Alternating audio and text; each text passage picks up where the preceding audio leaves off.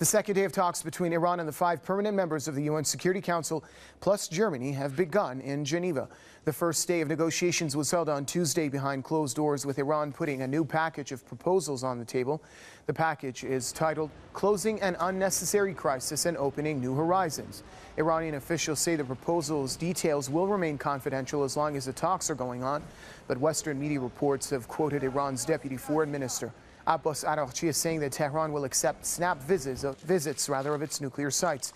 Meanwhile, according to diplomatic sources, Iran has offered to place limits on its uranium enrichment program.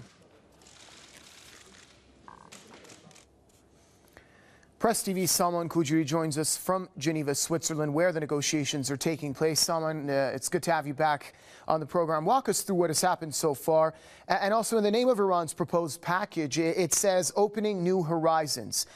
Do you think that shows very clearly Iran's intentions to get the tangible results and to get these negotiations to bear fruit? Yes, indeed, Barry. But before going into your question, answering your question, I would like to say that the talks between Iran and the 5 permanent members of the UN Security Council plus Germany have not begun on the second day.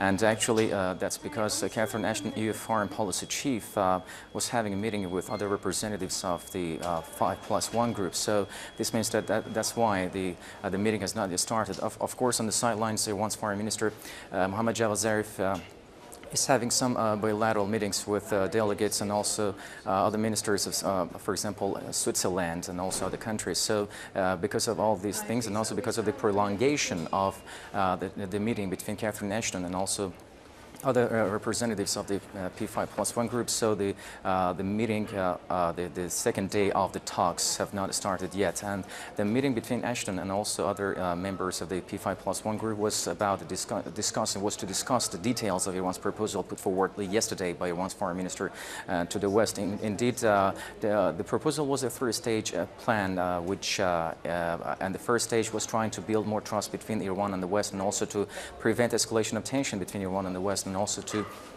build up more trust and to allay the concerns of both sides. But anyway, on the second day, what we expect for today, one of the points which would be pursued and we'll be discussing in more details would be, according to Mr. Araghchi, Iran's top nuclear negotiator, would be the lifting of unilateral and multilateral sanctions against Iran. But